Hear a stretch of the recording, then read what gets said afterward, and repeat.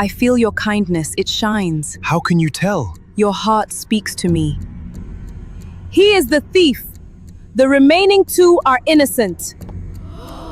Your name is Chiamake. You have 3 sons and no daughter. Your 6th son needs to do sacrifice to be healed. She could press her fingers against your face and tell you things about yourself that even your own mother didn't know. She would trace the curve of your jaw, the bridge of your nose, the slight tension hiding in the corner of your mouth, and within seconds, she would describe you. Not just your face, your secrets, your grief, your guilt. The entire village of Ugoha feared her, loved her, needed her. But the one question nobody ever dared to ask, the question that would eventually shatter everything, was this. If Amara could describe every face in the village with perfect, haunting precision, why had she never once described her own? And if you've never heard a story that made you question everything you thought you knew about sight, about truth, and about the things we hide from ourselves, stay right here. And if stories like this move you, hit that subscribe button now, because we're just getting started. Amara had been blind since she was 7 years old. That was the story everyone in Ugoha knew.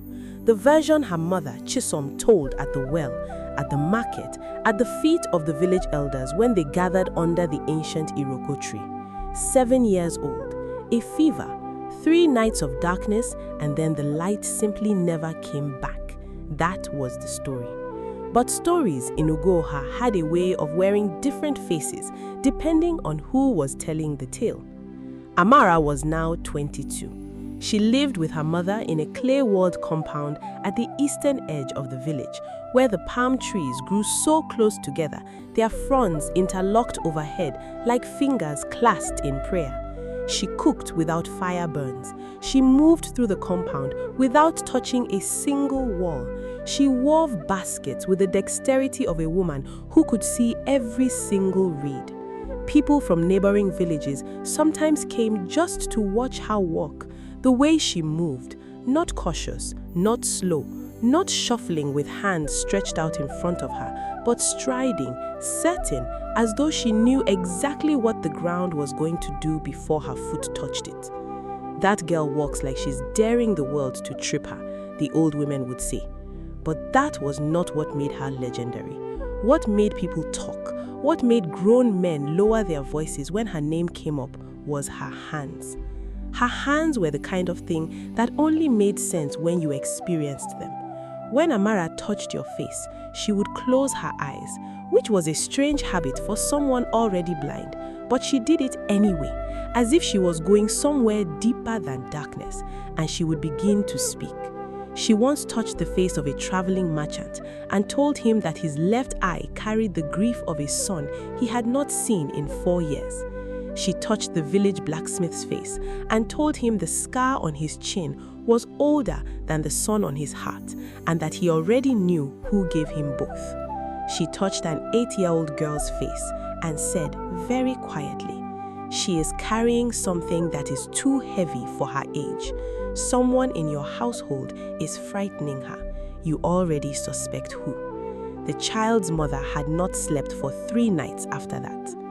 The gift was not something anyone fully understood, not even Amara. She called it reading the face.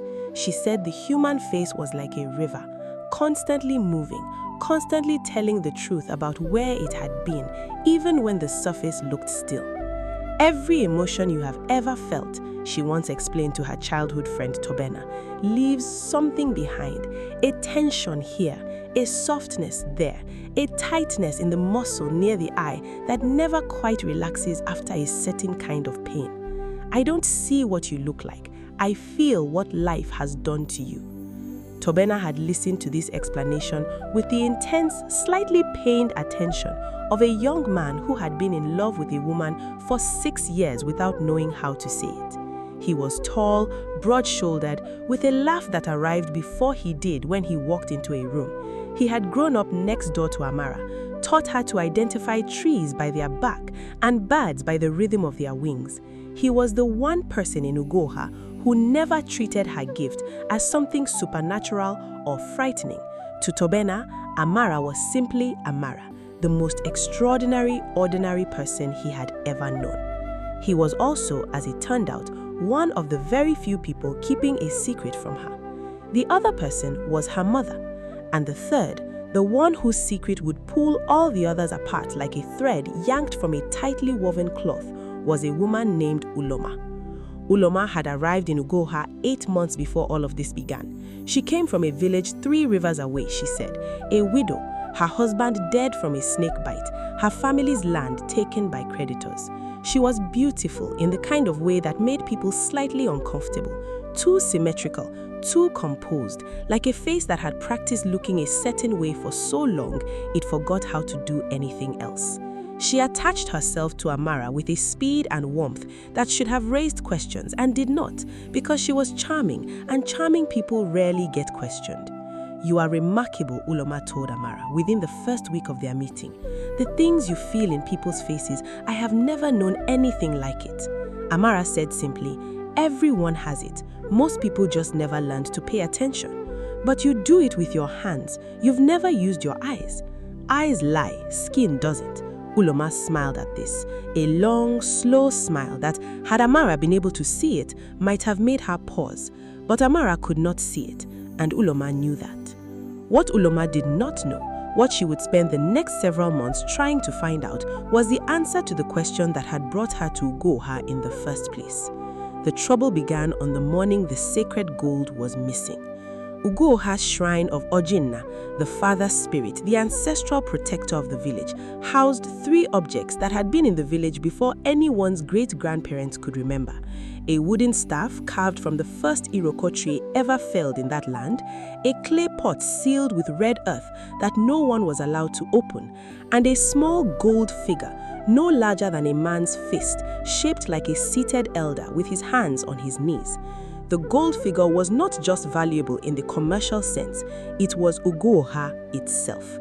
The people believed, with the deep cellular certainty that does not require argument, that as long as the figure sat in the shrine, the village would not break, harvests would come, rains would not be cruel, children would not die in the womb. When the shrine keeper, an ancient man named Okafor, arrived at dawn to light the morning fire and found the gold figure gone, he did not shout, he did not run. He sat down on the shrine floor and made a sound like the earth shifting. By mid-morning, the whole village knew. By afternoon, Chief Izenwachi had called an emergency gathering. Izenwachi was the kind of man who had been powerful for so long that power had stopped being something he exercised and had simply become something he was. He was 60 years old, broad as a door frame, with a voice that had the quality of something being poured, slow, deliberate, filling every available space. He was not cruel, but he was not the kind of man who let injustice lie in the road without picking it up and examining it. The theft of the gold figure was not just a crime, it was a declaration. Someone in Ugoha, or someone who had access to Ugoha, had decided that the village's protection meant nothing to them. "We will find whoever did this," Izenwachi said at the gathering, under the Iroko tree, with every man, woman, and child in the village watching. "We will find them the way this village has always found truth." He paused, looked across the crowd. His eyes settled on a spot near the eastern edge, where Amara stood with her hand resting lightly on Tobena's arm. "We will ask Amara." The silence that followed was the kind of silence that had weight. Tobena felt Amara's hand tighten slightly on his arm, just slightly. Most people would not have noticed it. He noticed everything about her. "They can't do this," he said, low and tight, turning toward her. "You don't have to. It is not your responsibility to." "I will do it," Amara said. "Amara, if the gold is gone, the village breaks. You know what that means." She turned her face in the direction of Ezenwachi's voice, though she could not see him. Who are the suspects? There were three. The first was Dike, a young man of 25 who had been seen near the shrine the night before. He was known for gambling debts. He had motive in the crude material sense. The second was Igwe, the shrine keeper's nephew, who had keys to the shrine's outer gate and a history of resentment towards his uncle. The third was someone no one would name out loud, but everyone was thinking about. A stranger who had arrived in the village 8 months ago and had, as people suddenly began to recall, asked a suspicious number of questions about village traditions. The stranger was Uloma. When Amara was told the three names, something crossed her face that was not quite an emotion and not quite its absence. A stillness, the way water goes still right before something breaks the surface. "Bring them to me," she said, "one at a time, in private." Ezenwachi agreed immediately. The crowd dispersed with the low electric hum of people who know they are about to witness something they will be describing for the rest of their lives. Tobena caught Amara's arm as she turned to go. "Be careful," he said. And the way he said it, the specific texture of those two words, made Amara turn back toward him. "You're not worried about the theft," she said slowly. He didn't answer. "Tobena, what do you know?" "Nothing that I can prove. That's the problem." She waited, but he didn't give her more than that, and she knew, with the instinctive understanding she had for people, that pushing him right now would only make him retreat further. She filed the moment away. She would come back to it. Dike came first. He sat across her in the back room of the chief's compound, and she could hear the rhythm of his breathing, fast, shallow, the breathing of a frightened young man. She asked him to let her touch his face. He hesitated. Then he leaned forward. Her fingers moved across his forehead, his temples, the ridge above his eyebrows, the soft hollow beneath his cheekbones. She stayed there for almost 2 full minutes, which felt to everyone watching through the thin doorway curtain like a very long time. "He is terrified," she said at last, "but not of being caught. He is terrified of something else, something that happened recently that he did not choose and cannot undo." She paused. "He was at the shrine last night, but he did not take the gold. He saw someone else." The room erupted. Dike broke down within minutes. Yes, he had been near the shrine. He went there sometimes late at night to think, to pray honestly about his debts, about his life. He had seen a figure. He could not say if it was man or woman. They wore a cloth wrapped around their head, moving quickly from the shrine's back entrance. He had been afraid to speak because he thought no one would believe him. He thought he would be accused. He had stayed silent, and he was so sorry. He was so sorry. Amara listened to all of this with her head slightly tilted and said very quietly, "He is telling the truth." Igwe came second. His energy was different the moment he walked into the room, a coiled thing, resentful and defensive, the energy of someone who had spent years being suspected of things and had developed a hard shell of preemptive anger around himself as a result. He let her touch his face with the barely concealed contempt of someone who doesn't believe in what is happening but has no other choice. Amara's fingers moved across his face, and she was quieter for longer this time, much longer. 4 minutes, 5. The people watching began to shift uncomfortably. When she finally spoke, what she said was not about the gold at all. "You loved your uncle once when you were small, before something happened between you. The grief of that lost love is still here," she touched her eye, "sitting right here, like a stone you carry but cannot put down." She paused.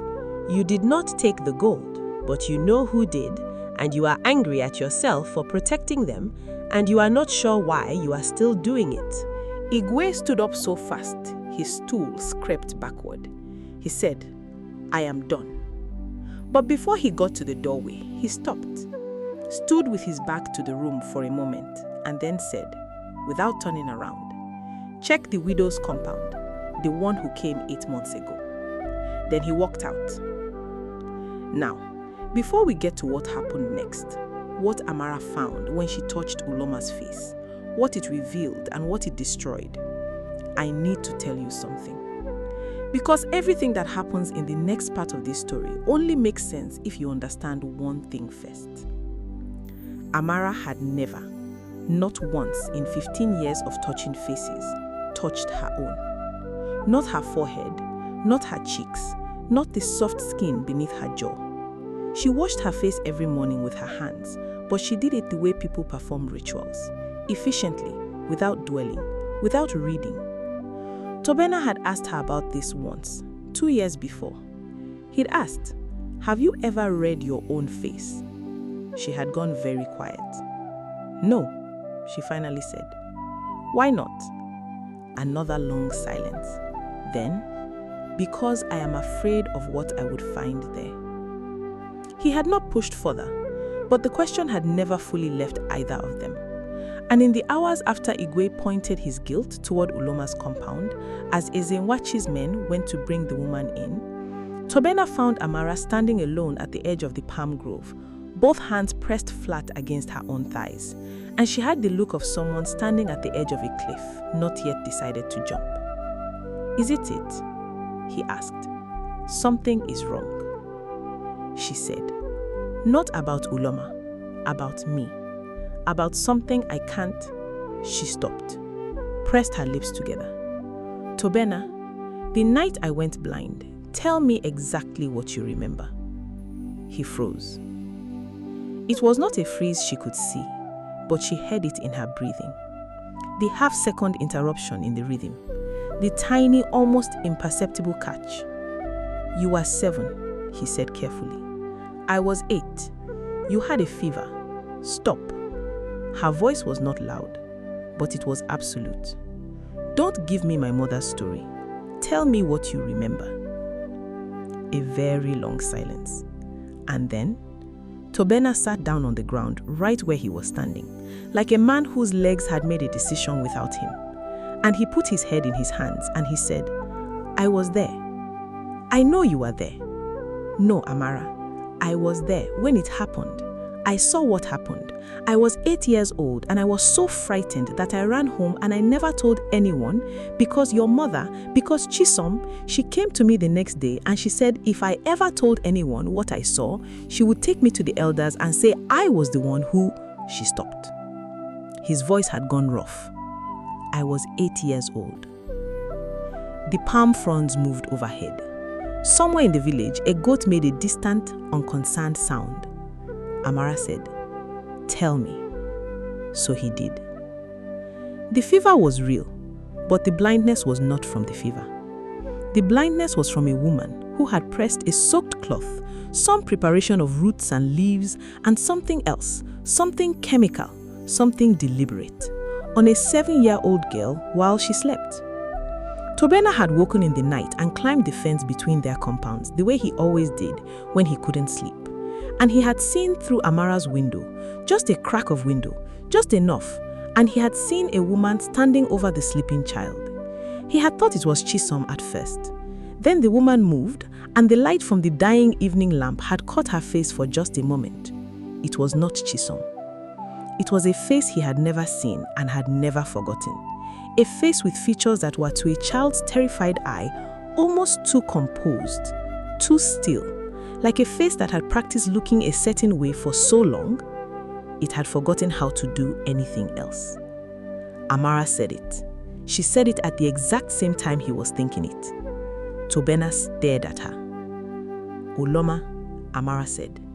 Not a question. Everything was moving now, not in the village. The village was relatively still in that late afternoon heat. But inside Amara, inside the architecture of everything she thought she knew. Her blindness was not an accident. It was not a fever.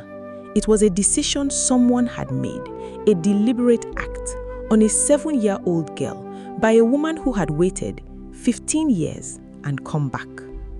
Why? Tobena said, though he already half knew. Why would she? The gold figure, it's not just a village symbol, is it? Tobena was quiet. Okafor told you something, Amara said, when you were apprenticed to him 4 years ago. You know something about the gold that the rest of the village doesn't. He closed his eyes. The figure, it's not just carved gold, it has something inside it, a sealed compartment. Old, ancient old.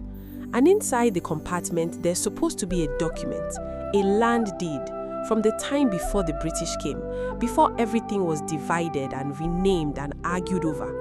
A deed that establishes who this land belongs to, who it has always belonged to. He paused. There are people, Amara, powerful people, in Lagos, in Abuja, who would pay an extraordinary amount of money for proof that certain land that currently has oil wells on it, was never theirs to claim. Amara turned this over in her mind with the careful deliberateness of someone handling something fragile and extremely sharp. And Uloma came here to get it, Amara said. She wasn't supposed to take it openly. She was supposed to find out if the document was real. If it was real, she was supposed to retrieve it quietly and then disappear. But she came to me, Amara said slowly. She befriended me. Why would she? And then she stopped, because she knew. She needed to know if I would find her out. She needed to know if I would touch her face and read her. She's been testing you for 8 months, Tobena said, watching to see if you could read deception, if you are actually as accurate as people said. And she thought that being blind would mean I couldn't identify her. She thought that even if I read her face, I would have no way of knowing I had met her before. Amara's voice had gone very quiet and very steady.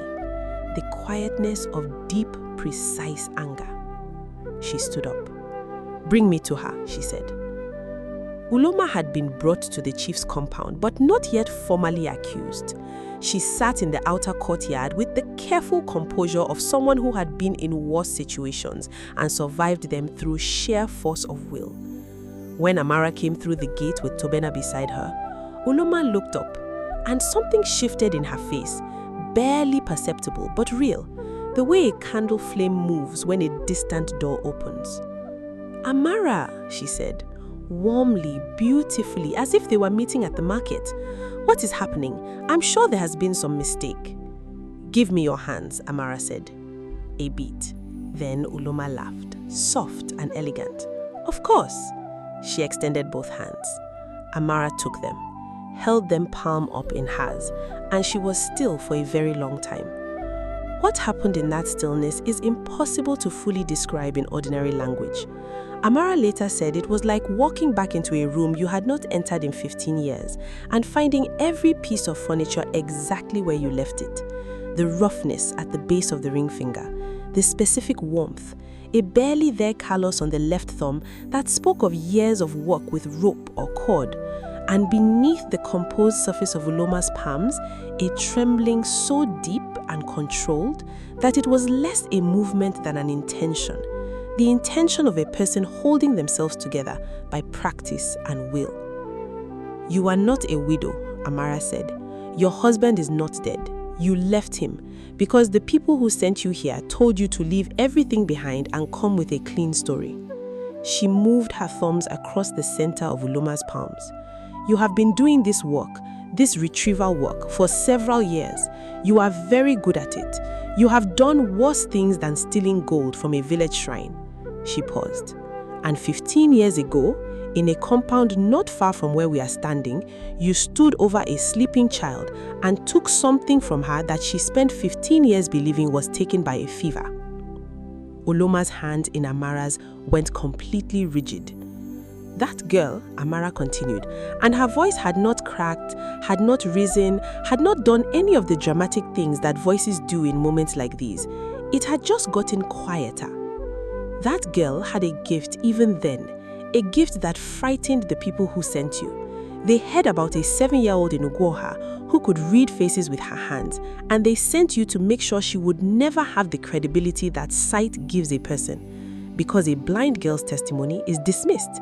A blind girl who says she recognizes someone would never be believed.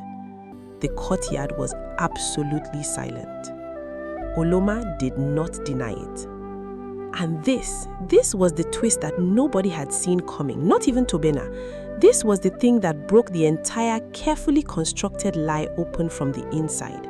Because Uloma's silence was not guilt refusing to speak. It was something else. Something that moved across her face in the split second before she shut it down.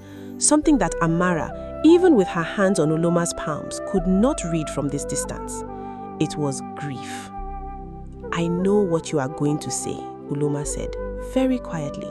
"And I know nothing I say will change what I did. But you should know." She stopped, took a breath. "You should know that I argued against it when they told me what they wanted to do to you. I refused at first." Another pause. "They showed me a photograph of my daughter. She was 9 years old at the time. They told me what they would do to her if I did not do what they asked." She looked at Amara, really looked, the way people look at someone they have been avoiding seeing. "I am not asking for your forgiveness. I am asking you to understand that evil, real evil, is rarely done by monsters. It is mostly done by mothers who are terrified." The silence after this had a completely different quality than the silence before it.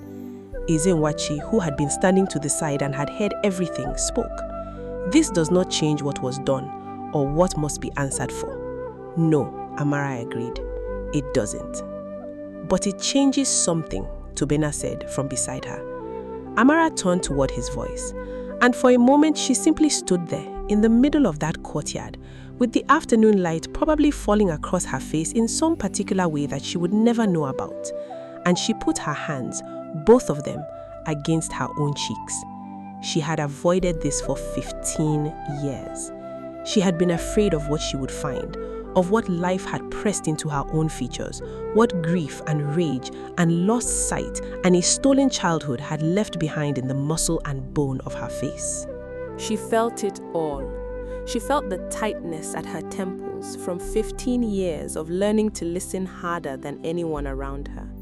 She felt the softness beneath her eyes that her mother's endless midnight prayers had created, the worry that Chisom carried and Amara always absorbed.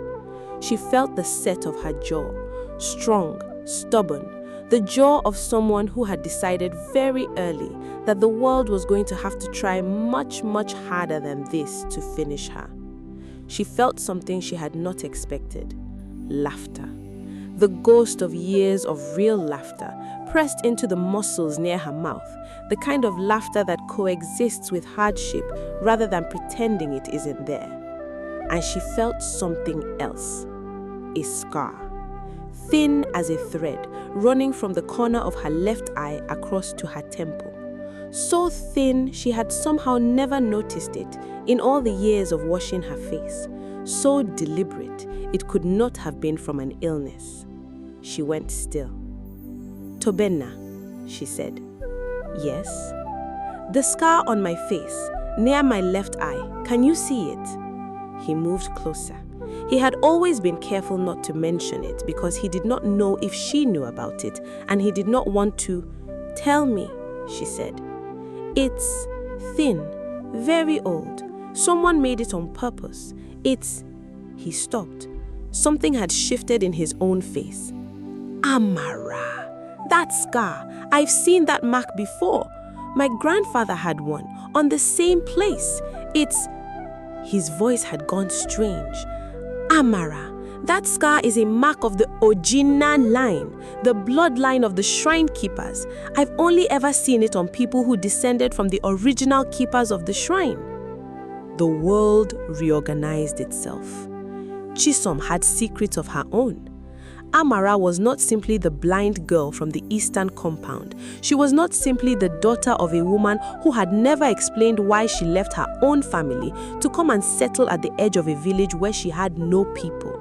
She was, by blood, a daughter of the shrine, a descendant of Okafor's line, which meant she had not just a spiritual connection to the gold figure and what it represented, she had a legal one, a claim, one that in the context of the land deed inside the gold figure made her presence in this story not incidental but central, not a witness but a rightful heir. The people who sent Uloma were not afraid of Amara's gift. They were afraid of Amara herself, of what she was, of what she would one day be able to prove about who the land of Uguoha belonged to, and who, by bloodline and by law, stood to protect it. They made her blind, so she would never be taken seriously enough to matter. It had not worked. Ezenwachi was a practical man. He was also, it turned out, a man with more honor than Amara had given him full credit for. He called a gathering that evening, not under the Iroko tree, but at the shrine itself, which was unusual enough to draw every soul in the village regardless of the hour.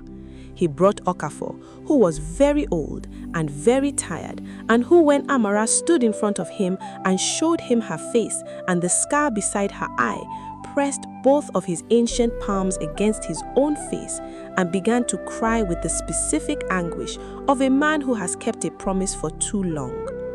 He confirmed what the scar meant. He confirmed who Amara's father had been, a shrine keeper who died young before Amara was born and whose name Chisom had kept secret because the same people who later sent Uloma had already, years before, threatened anyone connected to that bloodline. The gold figure was found in Uloma's compound, wrapped in cloth inside a cooking pot. It was returned to the shrine. The document inside was real. Okafor read it, or rather had it read to the gathering, paper thin with age, ink faded but legible. And what it established was exactly what Tobenna had feared and hoped. This land, these people, this village had a documented claim that predated every modern dispute about who owned what and where the oil wells sat. Uloma was handed over to the authorities from the nearest large town. Before she left, she asked to speak to Amara alone for one moment. "You have the right to hate me," Uloma said. "I know," Amara said. "Do you?" Uloma asked. A pause. "Not yet, but I will probably get there. Give me time." Something moved across Uloma's face that Amara could not see, but that the few people watching could not easily describe afterward. It was the expression of someone who has been given more grace than they deserve and is both grateful for it and crushed by the weight of not deserving it. "Your eyes," Uloma said. "I don't know if the damage is permanent. What was used on you, I have thought about this for 15 years. There are doctors now. There are treatments that did not exist when She stopped. "There is a clinic in Lagos. I will give the name to whoever you ask me to give it to. I owe you that much. I owe you infinitely more than that. But I can start there." Then she was gone. That night, Amara sat on the steps of her mother's compound, and Chisom, who had spent the entire day in a state of silent devastation, learning that her careful architecture of protection had been discovered and survived, sat beside her and said nothing for a long time.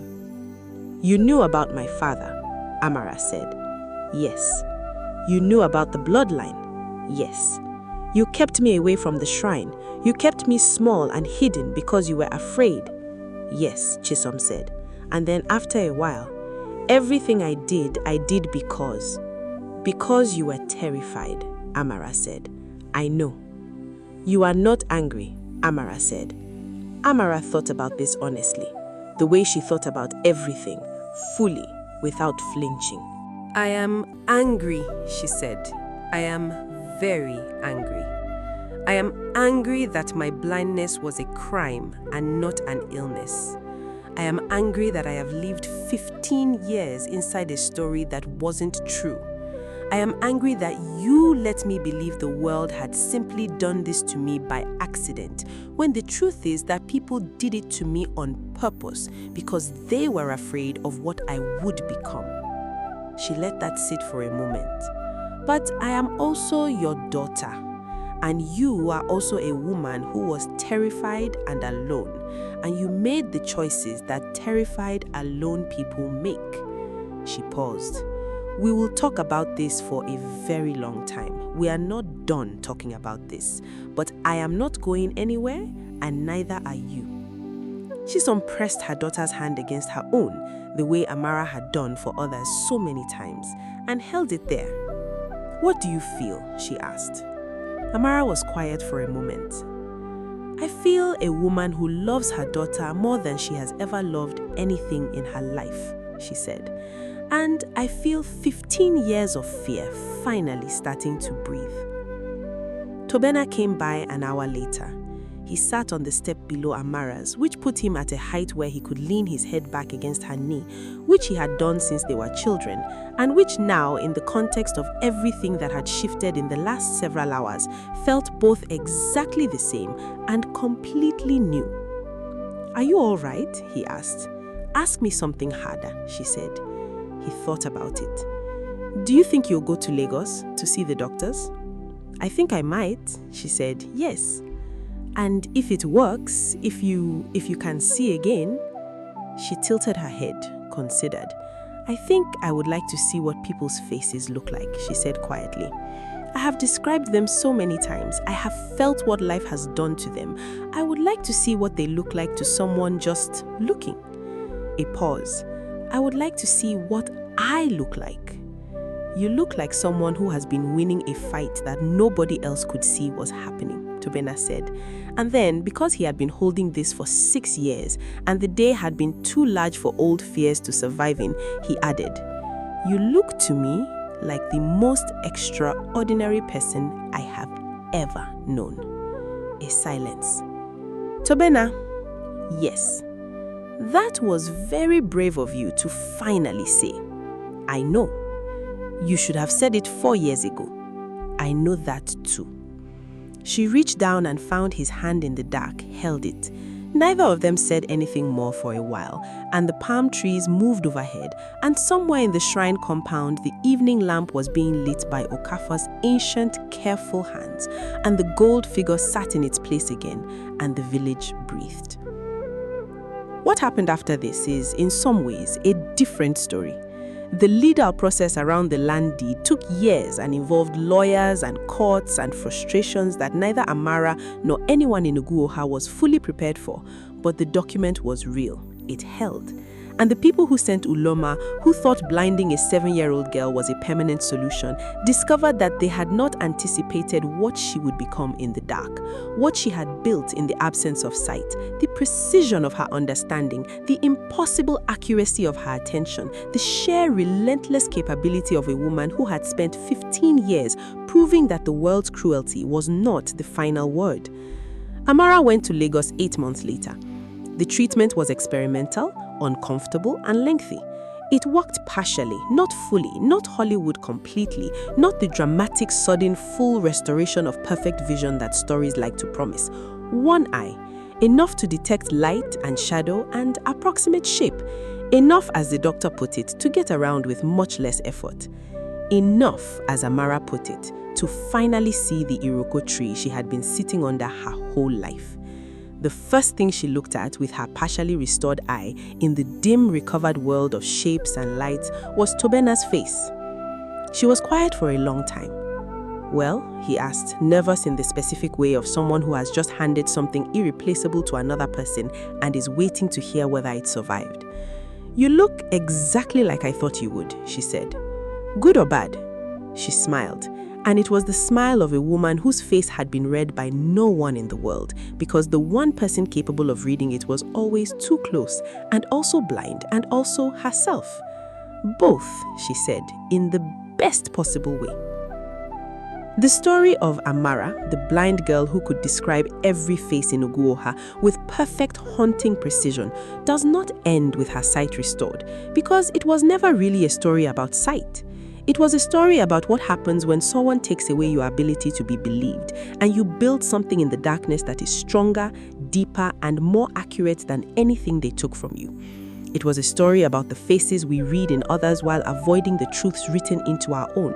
It was a story about a girl who could tell you who you were with her hands, who spent 15 years afraid to turn that same gift on herself, and who finally, on a step outside her mother's compound, on the worst and most honest day of her life, pressed her own palms to her own face and found, underneath all the grief and anger and the deliberate scar above her left eye, something she had not expected to find. She found herself, whole and unbroken. She found a woman built out of everything they tried to use to unmake her. She found that the face she had been afraid to read was the most extraordinary one she had ever touched. And she was not surprised. She was simply, finally, finished being afraid of it. If this story moved you, if you found yourself leaning in, holding your breath, turning it over in your mind the way a good story makes you do, then you already know why we do this. We tell the stories that get under your skin because those are the ones worth telling. Subscribe if you haven't already. Hit that notification bell because the next story is already waiting, and it is the kind that you will not be able to stop thinking about long after it ends. And that is exactly the point.